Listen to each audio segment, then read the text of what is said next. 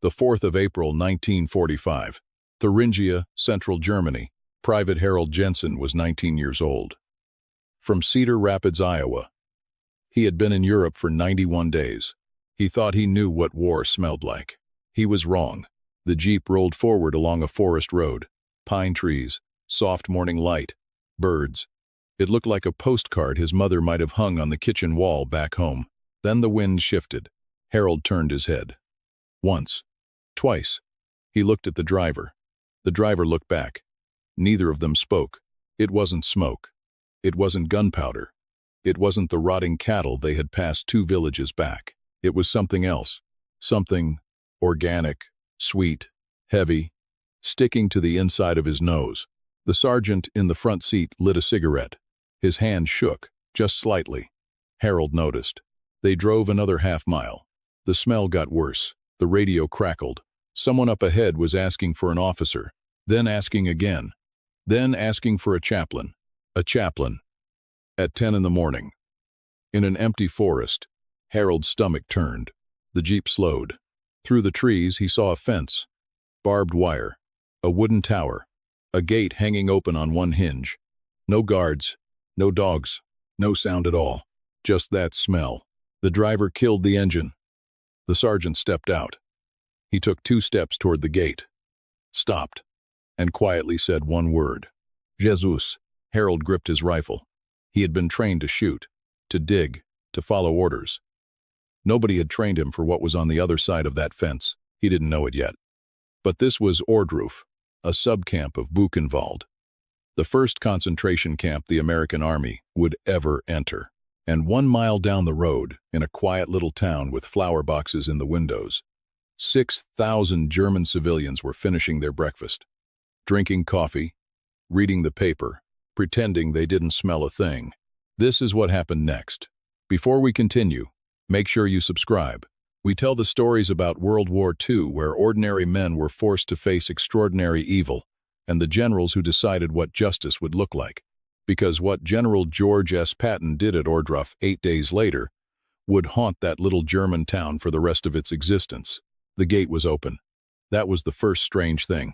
In every German installation the 4th Armored had taken in the past 3 months, there had been resistance, a burst of fire, a grenade, at least a locked door. Not here. Here, there was only quiet. Sergeant Frank Delgado went in first. He was 31. A veteran of North Africa, Sicily, the Bulge. He had seen frozen men, burned men, men cut in half by mortar rounds. What he saw inside the gate stopped him cold. He stood there, rifle low, mouth open. He did not speak for 42 seconds. Harold counted. The yard was a rectangle, wooden barracks on 3 sides, a low brick building at the far end, a shallow pit near the wire, and bodies, not piles. Not at first, just shapes, lying where they had fallen. Some in striped cloth, some in nothing at all, some still holding a tin cup. The cups were empty. Harold walked in slowly. He kept his eyes on the ground. Not because he was looking for mines, because he was afraid to look up. A medic from the company brushed past him, a boy from Tennessee. The medic made it 10 feet inside the gate. Then he turned around and walked back out. He sat down in the grass beside the Jeep, and he stayed there for 2 hours. Nobody told him to move. Inside the first barrack, the air was thicker than the air outside. Harold breathed through his sleeve. The bunks were 3 high, wooden planks. No mattresses, no blankets. A man was lying on the middle plank. He was alive.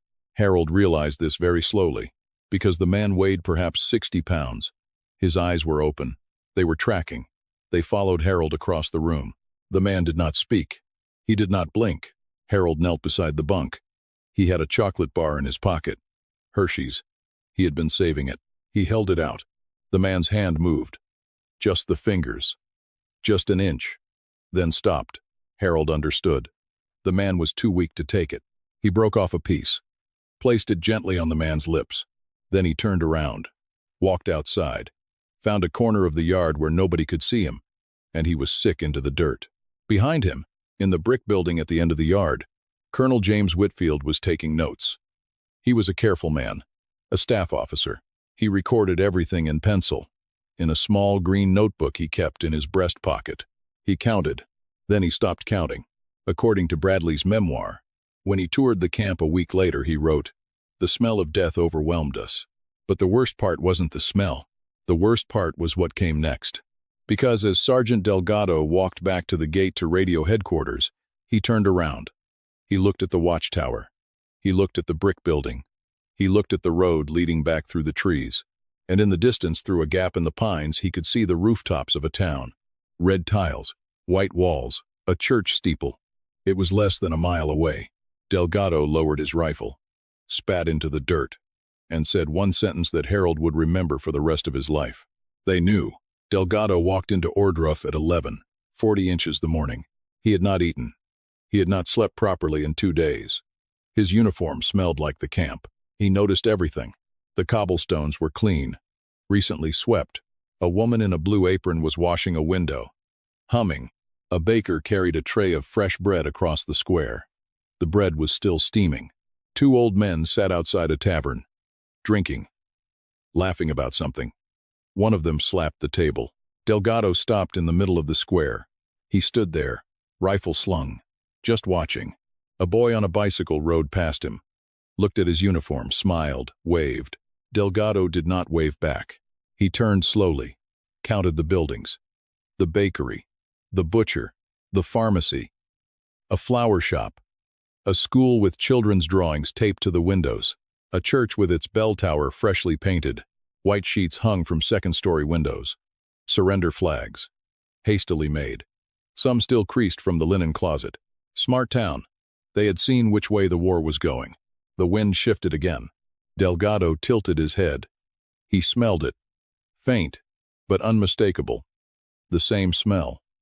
Right here, in the square, between the bakery and the church. He looked at the woman washing the window. She kept humming. He looked at the 2 old men. They kept drinking. He looked at the baker. The baker met his eyes, smiled politely, nodded, and walked away with his tray. Delgado's jaw tightened. A captain from his company crossed the square, approached him, said the colonel wanted a translator. The colonel was going door to door, asking questions. Delgado followed. The first house belonged to a schoolteacher, gray hair, wire glasses. He answered the door in a cardigan. "Did you know about the camp?" The teacher blinked, slowly, looked confused. "What camp?" "The camp. 1 mile up the road, through the trees." "I am sorry. I do not know any camp." The second house, a widow, 70s, knitting. "The camp. I do not know about any camp." The third house, a factory foreman. "Camp? No. We are simple people. We work. We go to church. We do not involve ourselves in such things." The fourth, the fifth, the 8th, the 20th. Nobody knew. Nobody had ever seen anything. Nobody had ever smelled anything. Nobody had ever heard the trains. Delgado stopped translating after the 12th house. He just stood behind the colonel and watched their faces. He had been a cop in Newark before the war. 3 years. Robbery division. He knew what a liar looked like. These people were not amateurs. In one kitchen, a woman offered them coffee. Real coffee. Not the chicory most Germans had been drinking for 2 years. She poured it from a porcelain pot, smiled, said the war had been very hard on everyone. Delgado looked at her hands. Soft, clean, manicured. He looked at her dress. New, tailored. The fabric had a faint stamp inside the collar he could just barely see. It was the stamp of a Jewish-owned textile shop from Erfurt. He had passed the shuttered storefront on the way in. The windows had been smashed years ago. He said nothing. He drank the coffee. It was excellent. That afternoon, Delgado was sent back to camp headquarters to deliver a written report. He sat in a tent, pencil in hand.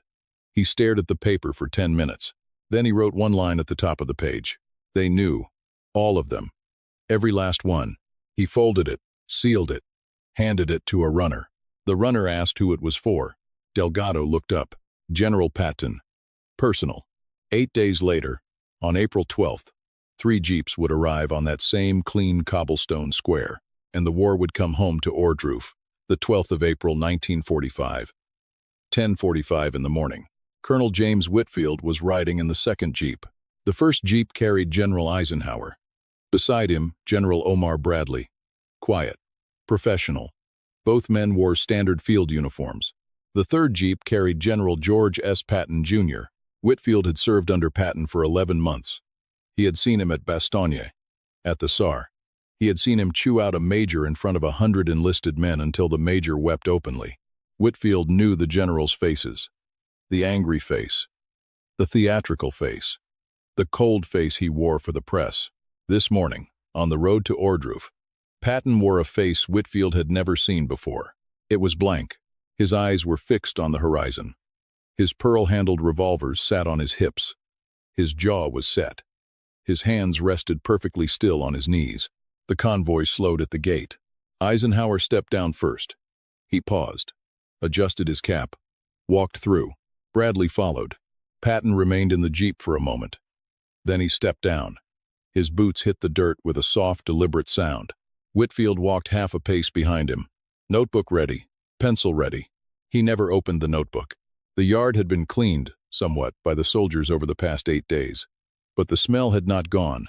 The shapes had not gone. The shallow pit was still there.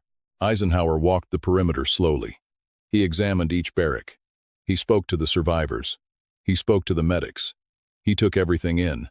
When he had seen all of it, he turned to a captain holding a clipboard, and he gave an order.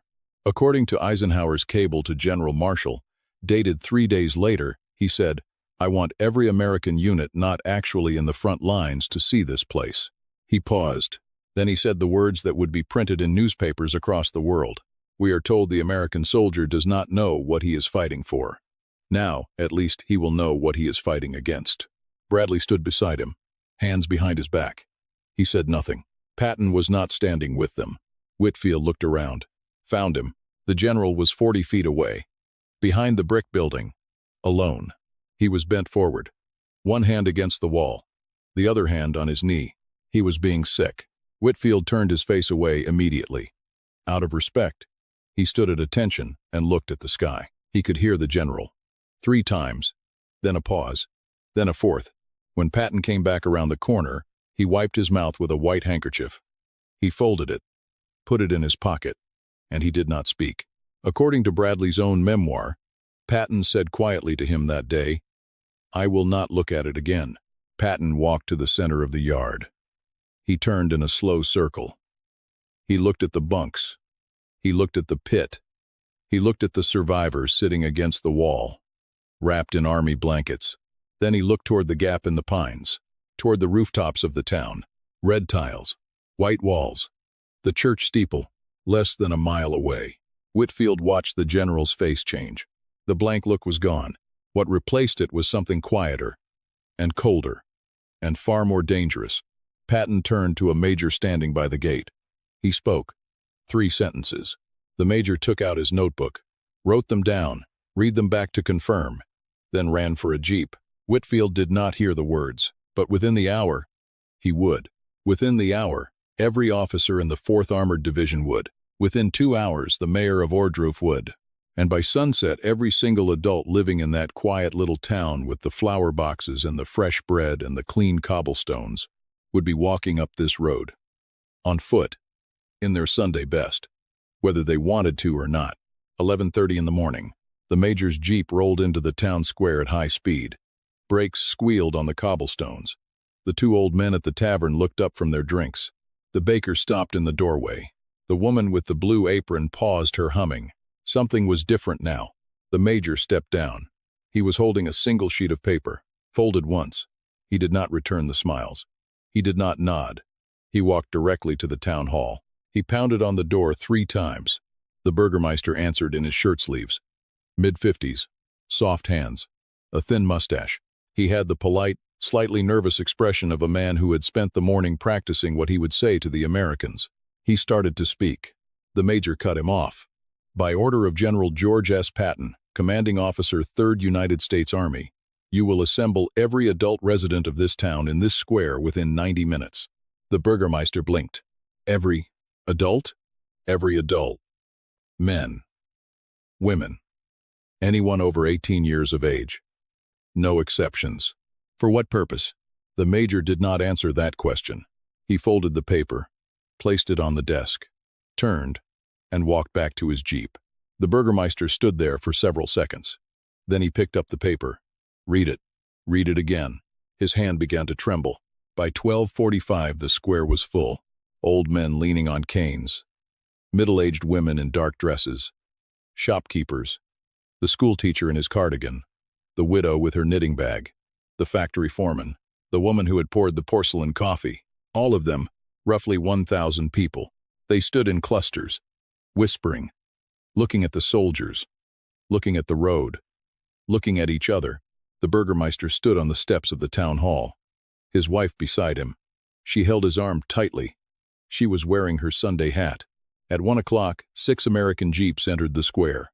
In the lead jeep, standing up, one hand resting on the windshield, was General George S. Patton. He did not get out. He looked across the crowd, slowly, once, left to right, then right to left. He noted the white surrender flags.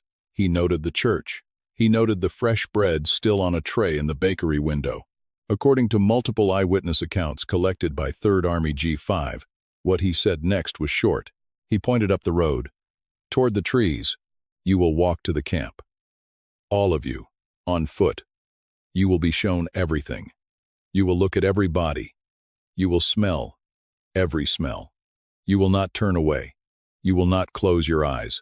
And when you are finished, you will walk back, and you will think about what you have allowed to happen 1 mile from your homes. He paused. Anyone who refuses will be arrested. The Burgermeister stepped forward, hat in hand. He began to say something. Patton's eyes moved to him.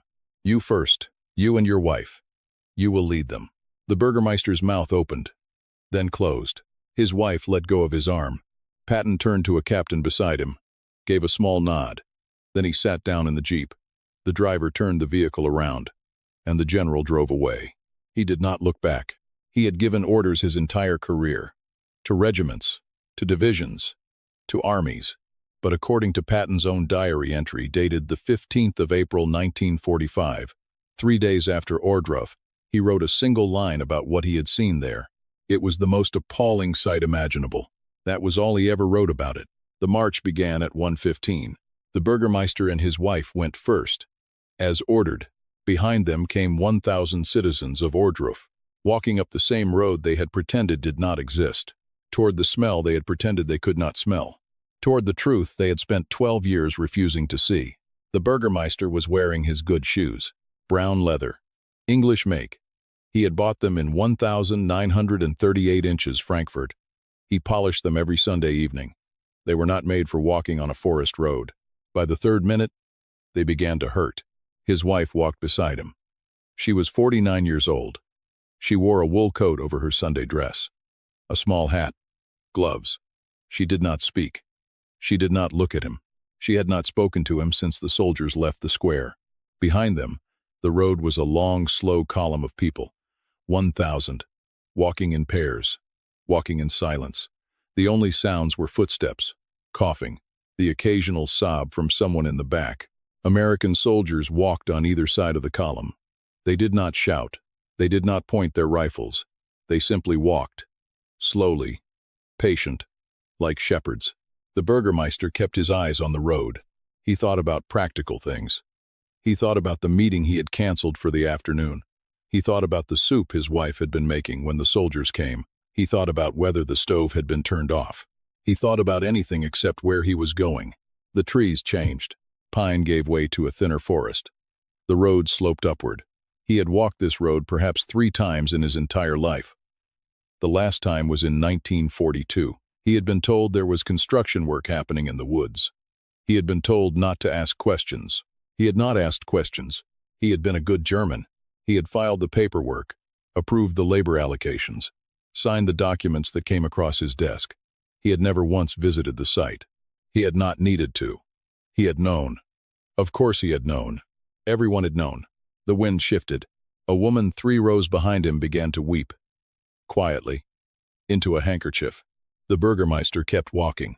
His good shoes were filling with sand from the road. His left heel was blistering. He could feel it through the sock. His wife was crying now, without sound. He could see the tears on her cheek when he glanced sideways. He did not reach for her hand. He did not think she would have allowed it. According to a Signal Corps photographer present that day, the column took 43 minutes to walk from the town square to the camp gate. The Burgermeister counted his steps. He stopped counting after 3,000. The trees opened up, the fence appeared, the watchtower, the gate, still hanging on one hinge. He stopped walking. His wife stopped beside him. A young American sergeant with very tired eyes stood at the gate. He gestured politely with his hand, the way a host might invite a guest into a home. The Burgermeister did not move. The sergeant waited. Behind the Burgermeister, the column was bunching up. The schoolteacher in his cardigan, the widow, the factory foreman, the woman who had poured the porcelain coffee. They all stopped behind him. None of them spoke. The Burgermeister took one step forward, then another. His wife followed. They walked through the gate. The American soldiers had laid out the bodies in rows, as best they could, out of respect. Each one was uncovered. Each face was visible. The Burgermeister was led down the first row, then the second, then the third. He was shown the bunks, the brick building, the shallow pit by the fence. He was shown a man who was still alive, sitting against a wall, wrapped in a wool blanket. The man was looking at him, tracking him, the same way the man in the bunk had tracked Private Harold Jensen 8 days earlier. The Burgermeister tried to look away. A young American soldier behind him said in careful, school-taught German, "No, sir, you will look." The general said so. The Burgermeister looked. His wife was beside him. She had her gloved hand pressed against her mouth. Her eyes were wide. She was not crying anymore. She was somewhere past crying. They were inside the camp for 97 minutes. When it was over, they walked back to town. The same road, the same trees, the same hot afternoon sun, but it was not the same road. And the people walking it were not the same people who had walked up it that morning. Nobody spoke. Nobody coughed. The only sound was footsteps on packed dirt. The Burgermeister's blister had burst. His sock was wet. He did not notice. He was thinking about the documents he had signed. He was thinking about the rubber stamp on his desk. He was thinking about how easy it had been, how clean, how polite, how German. When they reached the town square, the people dispersed, quietly, each to their own house. The bakery did not reopen. The tavern stayed empty. The Burgermeister and his wife walked home together. He unlocked the door. She went inside first.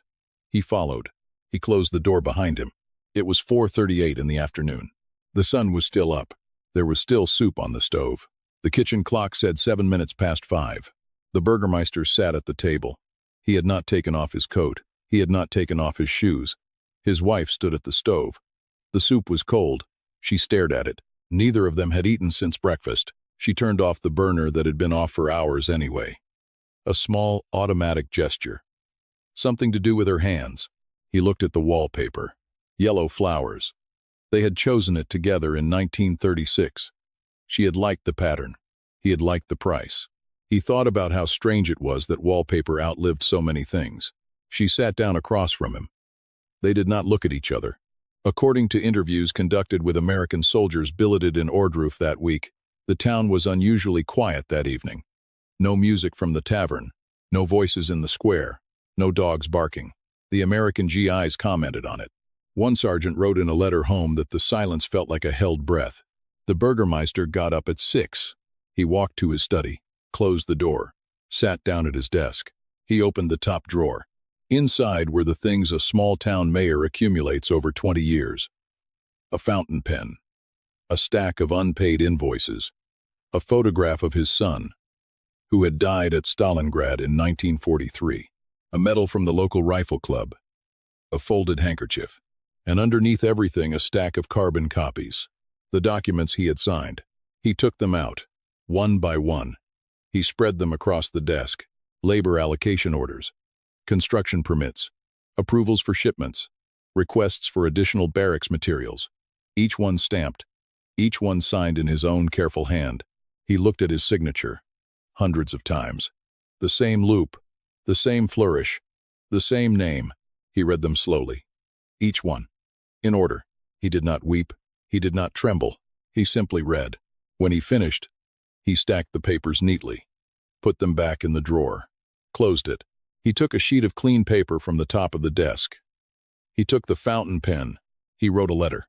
The American soldiers who entered the house the next morning would later turn this letter over to G5.